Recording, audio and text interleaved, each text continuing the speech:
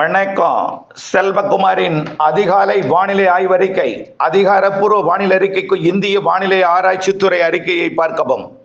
2026 March 22 ஞாயிற்றுக்கிழமை அதிகாலை நிலவர வானிலை பதிவு. உயரழுத்தம் முழுமையாக வங்கக்கடலிலும் அரபிக்கடலிலும் ஆக்கிரமித்திருக்கிறது. உயரழுத்த காற்று தமிழ்நாட்டின் தரையேறி மேற்கு நோக்கியும் கேரள தரையேறி கிழக்கு நோக்கியும் வந்தாலும் இரண்டும் வெப்பமடைந்து வளிமண்டல மேலடுக்கிற்கு சென்று கொண்டிருக்கிறது. இரவு நேரத்தில் குளிரும் பனிப்பொழிவும், அதாவது மூடு பனி இல்லைன்னா கூட நீர்ப்பனி, வாகனங்கள் மீதெல்லாம் படியக்கூடிய பனிப்பொழிவு அதிகாலை நேரத்தில் காணப்படுவதை நீங்கள் உணர்ந்திருக்கலாம், அறிந்திருக்கலாம். அதிகாலை நேர வெப்பநிலை பார்த்தீங்கன்னா 23, 24 டிகிரி செல்சியஸ் நிலவும். கோயம்புத்தூர் 23 டிகிரி, திருச்சிராப்பள்ளி 24 டிகிரி, வேலூர் 23 இருக்கும், சென்னைக்கு 25, கடலூர் 24, காரைக்கால் 25. ஏன் காரைக்காலுக்கும் தொண்டி இந்த ராமநாதபுரம், அதாவது கடலூருக்கு தெற்கே 1 டிகிரி கூட இருக்கும். இரவு நேர இந்த அதிகாலை வெப்பம் வடக்கே நன்றாக குளிராக இருக்கும். கொஞ்சம் 26 டிகிரி என்பது கொஞ்சம் 1 டிகிரி கூடுதலாக இருப்பதற்கு காரணம் கிழக்கு காற்றும் கொஞ்சம் நுழைந்து கொண்டிருக்கு. தென்கிழக்கிலிருந்து உயரழுத்த காற்று முழுமையாக தமிழ்நாட்டின் ஊடாக வட உள் மாவட்டங்கள் கர்நாடகா, ஆந்திர பிரதேசம், தெலுங்கானாவில நன்றாக ஊடுருவி பயணிக்கிறது. ஆந்திர பிரதேசம் பார்த்தீங்கன்னா 20 டிகிரி 22 டிகிரி தான். ஹைதராபாத் எல்லாம் தெலுங்கானா 22 டிகிரி தான். 19 டிகிரி தான் பல இடங்கள்லையும் பதிவாயிருக்கு மழை சமவெளியில கூட. இப்படி இருக்கிற நிலையில உயரழுத்தம் இருந்தாலே மேகமூட்டத்தை தடுக்கும். கொஞ்சம் ஆரம்ப கட்டத்தில் இந்த தெற்கு திசை காற்று நுழைகிற காரணத்தினால தென் மாவட்டங்கள்லையும் டெல்டாவிலையும் கொஞ்சம் மேகமூட்டங்கள் ஏற்படும். ஆனால் அது மழையாக மாறாது. மேற்கு தொடர்ச்சி மலையில போய் விருதுநகர் மாவட்டத்தோட மேற்கு ஓரம், ஏன்னா இது செங்குத்தா இருக்கும் அந்த மலை, விருதுநகர் மாவட்ட மலை மட்டும் செங்குத்தா இருக்கும், பாக்கி அப்படியே மேற்கு நோக்கி போயிடும். பொதுவாக உயரே போகும்பொழுது ஒரு 4500 மீட்டர் உயரத்துக்கு எழுந்திருக்கும் பொழுது அது விருதுநகர் மாவட்டமும் தேனி மாவட்டத்திற்கு வடக்கே கொடைக்கானல் மலைப்பகுதியும் வால்பாறையும் நீலகிரி மட்டும் இன்றைக்கு ஒரு நாள் மழை இருக்கலாம். நீலகிரி, வால்பாறை, கொடைக்கானல் மலைப்பகுதிகளில் ஒரு சில இடங்கள் மற்றும் விருதுநகர் மாவட்டத்தோட அந்த சதுரகிரியை ஒட்டிய ஐயனார் கோவில், அதாவது ஸ்ரீவில்லிபுத்தூர் ராஜபாளையத்திற்கு மேற்கே இருக்கக்கூடிய ஐயனார் கோவில் மலைப்பகுதி, இந்த பகுதியில் மழை இருக்கும். நேற்றைக்கும் இருந்திருக்கும். இப்படி இன்றைக்கு ஒரு நாள் மட்டும் அந்த இடத்துல மட்டும் மழைக்கு வாய்ப்பு இருக்கு. பிற இடங்கள்ல பெருசா இருக்காது. ஆனால் மதியத்துல ஒரு 10-11 மணி அளவிலே 12 மணி 1 மணி வரைக்கும் மேகமூட்டங்கள் தென் மாவட்டங்கள்ல ஏற்படும். அது மழையாக மாறாது. Okay, right. வெப்பம் இன்றிலிருந்து கொஞ்சம் கொஞ்சமாக கூடும். 27ஆம் தேதி உச்சபட்ச வெப்பம் நிலவும். சரி, இன்றைக்கு எப்படி வெப்பம் உயரும் அப்படின்னு பார்த்தீங்கன்னா, இன்றைக்கு கடலோரத்துல 30 டிகிரி தான் இருக்கும். நல்லா புரிஞ்சுக்கிங்க, கடலோரம் 30, 31 தான் இருக்கும். கடலோரத்துல நாம அதிகமான வெப்பமாக உணர்றதுக்கு காரணம் என்னன்னா, ஆக்சிஜன் பற்றாக்குறை. மரங்கள் இல்லை, மரங்கள் எல்லாம் நிறைய நம்ம வெட்டிட்டு வீடுகள் ஆக்கிட்டோம். அதனால என்ன ஆகுதுன்னா ஆக்சிஜன் பற்றாக்குறை. அதனால வெப்ப உணர்தல் அதிகமா இருக்கு. ஆகவே 30 டிகிரி 31 டிகிரி, அதிகபட்சமா 32 33 டிகிரிக்கு மேல எப்பொழுதும் போகவே போகாது.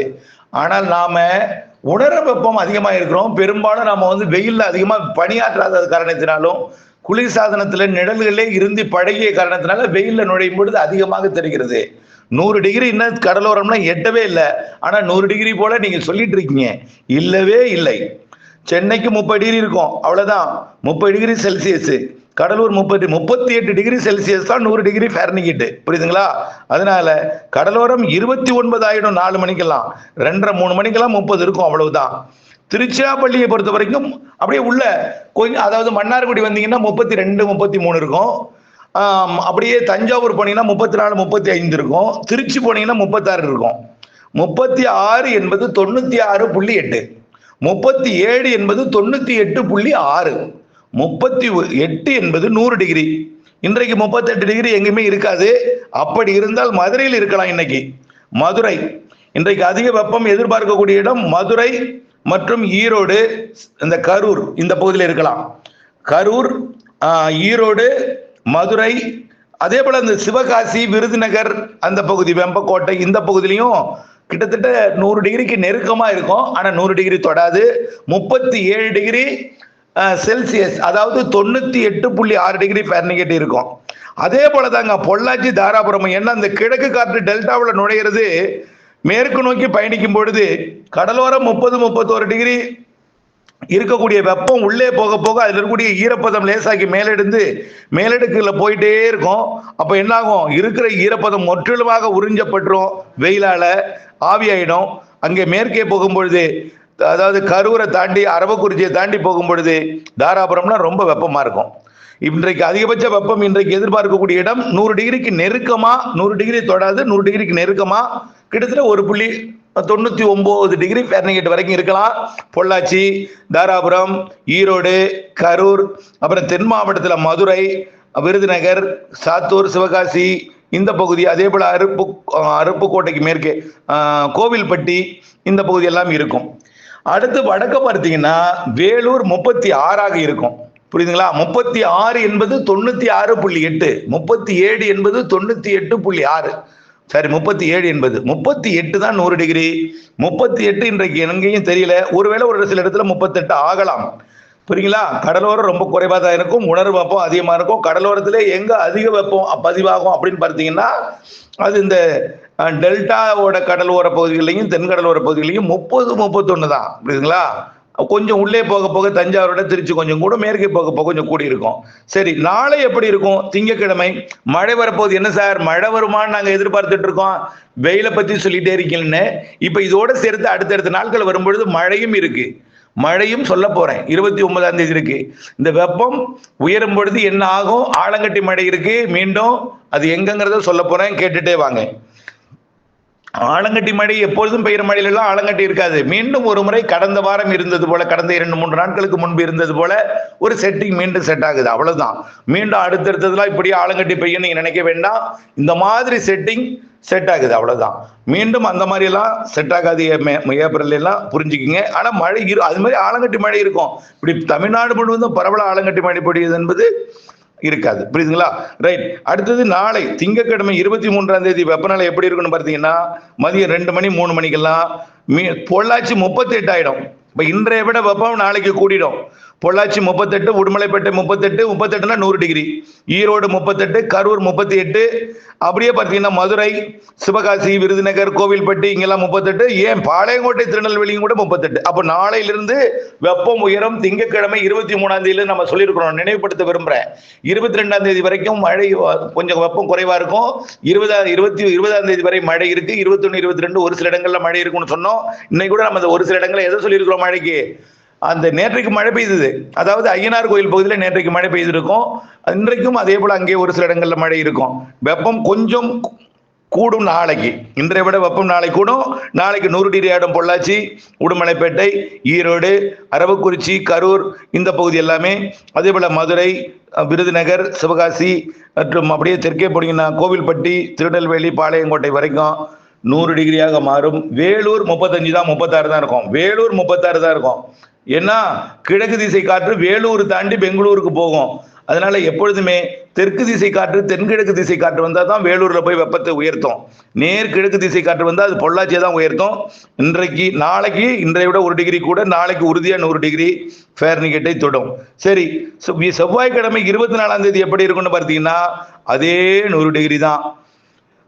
தொடர்ந்து நாம் அறிவிக்கப்படக்கூடிய இடத்துல, அதாவது திருநெல்வேலி, சிவகாசி, மதுரை, கரூர், ஈரோடு, அடுத்து பொள்ளாச்சி, தாராபுரம் இந்த பகுதியெல்லாம் பார்த்தீங்கன்னா வரக்கூடிய வியாழக்கிழமை வரைக்கும், வியாழக்கிழமை ரொம்ப உச்சபட்சமா இருக்கும். வியாழக்கிழமை 26ஆம் தேதி கொஞ்சம் ரொம்ப உச்சபட்சமா இருக்கும்.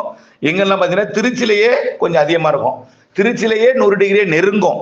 அப்போ வரக்கூடிய நாட்கள்ல வெயில் சுட்டரிக்கும் வெயில், வாட்டும் வெயில், இப்பொழுதே இப்படி என்று அக்னி நிறுத்தத்தில் அனல் கக்குமோ அப்படிலாம் தலைப்பு வரும். பயப்படாதீங்க. ஆகவே இப்படித்தான் 2-3 நாள் வெயில் கூடும், மீண்டும் மழை வரும் என்பதை நீங்கள் புரிஞ்சுக்கணும். இந்த மழைக்கு சாதகம், வெப்பசலன மழைக்கு சாதகம் ஏற்படுத்துற அமைப்பு தான் இந்த வெயில். அதுவும் நாம கோடையில வெயில் அடிச்சாலும் 104க்கு மேல போகாதுன்னு சொல்லிட்டு இருக்கேன். இப்பதான் வரக்கூடிய நாட்கள்ல ஒரு சில இடங்கள்ல 100 தொட போகுது, 100க்கு கொஞ்சம் மேலையும் போகும். பொள்ளாச்சி 102 டிகிரி ஆகலாம், 102 டிகிரி ஆகலாம். வரக்கூடிய வியாழக்கிழமை 26ஆம் தேதி பொள்ளாச்சி. என்ன சார், பொள்ளாச்சி தான் எப்பொழுதும் வெயில் கம்மியா இருக்கும், பொள்ளாச்சிக்கு இப்படி போட்டு மிரட்டுறீங்களே அப்படிங்களா? அது வெயில் குறைவாக இருக்கக்கூடிய நாள், தென்மேற்கு பருவமழை காலம். இப்படி கோடை காலத்துல கிழக்கு திசை காற்று மேற்கு நோக்கி பாலக்காட்டு கணவாய் வழியாக பயணித்தால் வெயில் அதிகமாக இருக்கும். மேற்கு திசை காற்று நுழைந்தால் அப்ப வெயில் கொஞ்சம் குறைவாக இருக்கும். மேற்கு திசை காற்று வரக்கூடிய வெள்ளிக்கிழமைக்கு மேல் நுழைய போகிறது. அதனால வியாழக்கிழமை வரைக்கும் வெப்பம் உயர்ந்திருக்கும். ஆக பொள்ளாச்சி 102 டிகிரி ஆகலாம், கோயமுத்தூரே 96.8 ஆகலாம், தாராபுரம் 100 டிகிரி ஆகும், அப்புறம் ஈரோடு 100 டிகிரி ஆகும், கரூர் 100 டிகிரி ஆகும், திருச்சி 99 டிகிரி ஃபாரன்ஹீட் ஆகும், அப்புறம் மதுரை 100 டிகிரி ஆகும், திண்டுக்கல்லே 100 டிகிரிக்கு நெருக்கமா வரும். அடுத்து பார்த்தீங்கன்னா சிவகாசி, விருதுநகர், கோவில்பட்டி, பாளையங்கோட்டை, திருநெல்வேலியும் 100 டிகிரி ஆகும். ஏன் ராமநாதபுரம் மாவட்டம் கடலோரம் கமுதி, திருச்சுழி, அருப்புக்கோட்டை கூட 100 டிகிரி ஆகுங்க. எப்போ? வியாழக்கிழமை தான். வியாழக்கிழமை உச்சபட்ச வெயில். வியாழக்கிழமை தயவு செய்து இந்த அறிவிக்கப்படக்கூடிய உள் மாவட்டங்கள்ல மதிய நேர பயணம், மதியம்னா 12 மணிக்கு பிறகுதான் வெயிலே அதிகரிக்கும். மதியம் 2:30 to 4ங்க, 2:30 to 4. மேற்கு மாவட்டங்கள்ல 4:30 5 மணி வரைக்கும் கூட வெயிலா இருக்கும். ஏன்னா கிழக்கிலிருந்து புறப்படக்கூடிய இந்த வெப்பமடைந்த காற்று மேற்கு போய் அடைவதற்கு சூரியன் மறைந்த பிறகு கூட கொஞ்சம் புழுக்கமா இருக்கும். அதனாலதான் மாலை இரவு இடிமணி பிடிவு அங்கே கொடுக்கிறது. ஆகவே வரக்கூடிய வியாழக்கிழமை தான் உச்சபட்ச வெயில். அப்ப தொடர்ந்து ஒரு 1/2 டிகிரி 1 டிகிரியா உயர்ந்து வியாழக்கிழமை 102 டிகிரி ஆகும். பொள்ளாச்சி, தாராபுரம் 100 டிகிரியாக இருக்கும், கரூர் மற்றும் ஈரோடுல 100 டிகிரியா இருக்கும். அப்புறம் பாத்தீங்கன்னா அப்போ வேலூரும் 100 டிகிரியா இருக்கும், வேலூரும் 100 டிகிரியா இருக்கும், ஆம்பூர் 100 டிகிரிக்கு நெருக்கமா இருக்கும், திருச்சியும் 100 டிகிரிக்கு நெருக்கமா இருக்கும். தென் மாவட்டங்கள் 100 டிகிரி இருக்கும். ஏன்னா சூரியனின் குத்துக்கதிர் மார்ச் 21ஆம் தேதி நிலநடுக்கோட்டை அடைந்து குமரி முனையை நோக்கி நகர்ந்து வருகிறது. வரக்கூடிய ஏப்ரல் 10ஆம் தேதி குமரி முனையிலும் அப்படியே 11, 12, 13, 14, 15, 16, 17 மத்திய மாவட்டங்கள்லையும் அப்படியே கொஞ்சம் கொஞ்சம் வடக்கே வந்து ஏப்ரல் 27ஆம் தேதி தமிழ்நாட்டை விட்டு ஆந்திர பிரதேசத்துக்கு நகரும். அப்ப ஏப்ரல் மாதம் தமிழ்நாட்டில் சூரியன் குத்துக்கதிர் விழக்கூடிய நாள். இதனால கொஞ்சம் வெப்பம் உயர்ந்திருந்தாலும் கடல் காற்று நுழையும் பொழுது அந்த வெப்பம் தெரியாது. வரக்கூடிய 26ஆம் தேதிக்கு மேல் மெல்ல அரபிக்கடல் காற்று நுழைய போகிறது. அதனால 100 டிகிரியை தாண்டி 102 டிகிரி எட்டக்கூடிய அந்த பொள்ளாச்சி வெள்ளிக்கிழமையும் 102 டிகிரி இருக்குங்க. வியாழன் வெள்ளி வரக்கூடிய 26, 27 2 நாளுமே 102 டிகிரியா இருக்கும் பொள்ளாச்சி. ஆக வியாழன் வெள்ளி 26, 27 2 நாளும் அதிகமா இருக்கும். சனிக்கிழமை தான் வெப்பம் குறையும். வரக்கூடிய சனிக்கிழமை 28ஆம் தேதி திடீரென்று படுத்துவிடும். 35ஆக பொள்ளாச்சி குறைஞ்சிரும். பொள்ளாச்சி 35 குறைஞ்சிரும். தாராபுரம் 36 இருக்கும். எங்க கூடும்? கிழக்கு திசை காற்று மேற்கு திசை காற்று சந்திப்பு மேற்கே இருந்து காத்து வரும் என்பதனால வரக்கூடிய சனிக்கிழமையிலிருந்து கிழக்கு காற்று மேற்கு காற்று சந்திப்பு உள்ளே வெப்ப அலையை கொடுக்கும். வளிமண்டலத்தில் ஏறிட்டே இருக்கும். அந்த வெப்பமடைந்த நீராவியாக மாறினது. இது எங்க போய் குவியுன்னு பாத்தீங்கன்னா கர்நாடக எல்லையோரத்திலையும் கேரள எல்லையோரத்திலையும் குவித்து கொண்டே இருக்கும். ஈரோடு 36 டிகிரி ஆகும். வரக்கூடிய சனிக்கிழமை ஈரோடு தான், கரூர்லையும் ஈரோடு தான் கொஞ்சம் கூடுதலா இருக்கும். மதுரை மற்றும் சிவகாசி எல்லாமே. மேற்கு தொடர்ச்சி மலையில அதிகமா இருந்த வெப்பம் சனிக்கிழமைக்கு மேல் குறையும். மேற்கு தொடர்ச்சி மலையை ஒட்டிய பொள்ளாச்சி பகுதியில் உயர்ந்த வெப்பம் சனிக்கிழமை வரைக்கும், சனிக்கிழமைக்கு பிறகு குறையும். அதாவது வரக்கூடிய 28ஆம் தேதிக்கு அப்புறம் முற்றிலுமா குறைஞ்சிடும். 26, 27 உச்சபட்ச வெயில் 102 பொள்ளாச்சி எட்டும். அப்புறம் உள்ள கொஞ்சம் கூடி இருக்கும். ஏன்னா மேற்கு திசை காற்று கிழக்கு திசை காற்று உள்ள கொஞ்சம் கூடி இருக்கும். அப்படி கூடினாலும் 100 டிகிரியை ஒட்டித்தான் இருக்கும், 100 டிகிரியை ஒட்டித்தான் இருக்கும். அதற்கு பிறகு மேற்கு திசை காற்றில் இருக்கக்கூடிய மேற்கு திசையிலிருந்து ஈரப்பதமான காற்று வளிமண்டல சுழற்சி உருவாக போகுது. கேரளா கர்நாடக பகுதியில இந்த வளிமண்டல சுழற்சி காரணமாக வளிமண்டலத்துல டெய்லி இன்றிலிருந்து வரக்கூடிய வெள்ளிக்கிழமை வரைக்கும் வெப்பமடைந்து கிழக்கிலிருந்து வரக்கூடிய உயரழுத்த காற்றில் இருக்கக்கூடிய நீராவி வெப்பமடைந்து வளிமண்டலத்துல குவிக்கப்பட்டு எந்தவித காற்றும் வளிமண்டலத்துல ஓட்டம் இல்லாத காரணத்தினாலே டெய்லி சேவாயி ஃப்ரீஸ் ஆகி ஒரு வாரம் உயர்ந்த அந்த ஃப்ரீசிங்கான அந்த ஐஸ் கட்டியை திடீரென்று 29ஆம் தேதியிலிருந்து ஏப்ரல் 4ஆம் தேதி வரை இடைப்பட்ட காலத்துல கேரளா கர்நாடகாவில ஆலங்கட்டி மழை பொழிவை கொடுக்கும். எப்போ ஆலங்கட்டி மழை? 29, 30, 31 மற்றும் ஏப்ரல் 1, 2, 3 இந்த 6 நாட்கள் கேரள கர்நாடகாவில் ஆலங்கட்டி மழை பொழிவை கொடுக்கும். அது தமிழ்நாட்டின் கேரள எல்லையோர மாவட்டங்களுக்கும் கர்நாடக எல்லையோர மாவட்டங்களுக்கும் ஆலங்கட்டி மழை பொழிவை கொடுக்கும். காற்றுடன் கூடிய மழை பொழிவை, இடிமின்னலுடன் கூடிய மழை பொழிவை கொடுக்கும். அது கர்நாடக எல்லையோர மாவட்டங்களையும் தாண்டி உள்ளே வடவுள் மாவட்ட பகுதிகளுக்கும் ஒரு சில இடங்கள்ல மழை இருக்கும்னு நேற்றைய அறிக்கையில நாம சொல்லியிருக்கிறோம். 29, 30, 31, 1, 2, 3 அப்ப எல்லாம் வெப்பம் நன்றாக குறைந்துவிடும். குறைந்து புழுக்கமான வானிலை நிலவும். அதாவது தரையில குறைந்த அழுத்தம் ஏற்படும், வளிமண்டலத்துல உயர் அழுத்தம் அதிக அழுத்தத்துல காற்று குவிந்திருப்பது ஆலங்கட்டி மழையாக கீழே இறங்கும். கடலோரத்துல கர்நாடகா மற்றும் கேரள கடலோரத்தை ஒட்டி வளிமண்டலத்துல காற்று சுழற்சி அமைந்து உறையே, அதாவது ஃப்ரீஸா இருக்கக்கூடிய அந்த உறை பனியை, அந்த பனிக்கட்டியை உருக செய்து ஆலங்கட்டி மழையாக பொழிய செய்யும். வரக்கூடிய 29, 30, 31 மற்றும் ஏப்ரல் 1, 2, 3 தேதிகளில் கேரள கர்நாடக எல்லையோர மாவட்டங்கள் வரைக்கும் தெரிகிறது. அது கர்நாடக எல்லையோரத்திலேயும் கொஞ்சம் உள்ளே வந்து திருப்பத்தூர், திருவண்ணாமலை, ராணிப்பேட்டை, கிருஷ்ணகிரி, தருமபுரி, சேலம், நாமக்கல், ஈரோடு, நீலகிரி, கோயம்புத்தூர், திருப்பூர் மாவட்டத்தில் ஆங்காங்கேயும், அதே போல திருச்சி மாவட்ட வடக்கு பகுதி, நாமக்கல், அப்படியே கள்ளக்குறிச்சி மாவட்டத்தோட கல்வராயன் மலைப்பகுதி இங்கெல்லாம் கொடுப்பதற்கு வாய்ப்பு இருக்கு. 29, 30, 31, 1, 2, 3 புரிஞ்சிருக்குன்னு நினைக்கிறேன். கொஞ்சம் கொஞ்சமா வெப்பம் உயரும். வெப்பத்தால் காற்று லேசாக்கி மேலெழுந்து வளிமண்டலத்தில் போய் குவிக்கப்பட்டு தினசரி ஒரு வாரம் குவிக்கப்படக்கூடிய அந்த நீர் ஆவியை ஐசா மாற்றி வரக்கூடிய 29ஆம் தேதிக்கு மேல் அது மழையாக மாறும். கேரள கர்நாடகாவுக்கு உறுதி, கேரள எல்லையோரத்துக்கு உறுதி, நீலகிரி, வால்பாறை, கன்னியாகுமரிக்கு உறுதி. இது டெல்டாவிற்கெல்லாம் வருமா? மழையாவது தருமா? தென்கடலோரம் வருமா? வாய்ப்பு இருக்கு, பொறுத்திருங்கள். எவ்வளவு மழை இருக்கும் அல்லது குறைவான மழை இருக்குமா, ஒதுக்கிவிட்டு போகுமா? அறிக்கையில் சமர்ப்பிக்க இருக்கிறேன். இணைந்தே இருங்கள் அப்டேட்ஸுடன். நன்றி. அதே போலதான் ஏப்ரல் மாதம், மே மாதத்துல ஏற்கனவே நீண்ட கால அறிக்கையில சொல்லியிருக்கேன், அதை பார்த்துக்குங்க. அடுத்ததாக ஒரு அறிக்கை கொடுக்க போறேன். அரபு நாடுகள் போர் நடைபெற்றுக் கொண்டிருக்கூடிய நாடுகளிலே இடி மின்னல் காற்றுடன் மழை பொழிவு கொடுக்க போகிறது இந்த மாத இறுதி வாரத்துல. அதை பார்ப்போம். வரக்கூடிய நாட்கள்ல 25, 26 கனமழை இடிமின்னலுடன் கொடுக்க போகுது அரபு நாடுகள்ல. அது குறித்த அடுத்த அறிக்கை.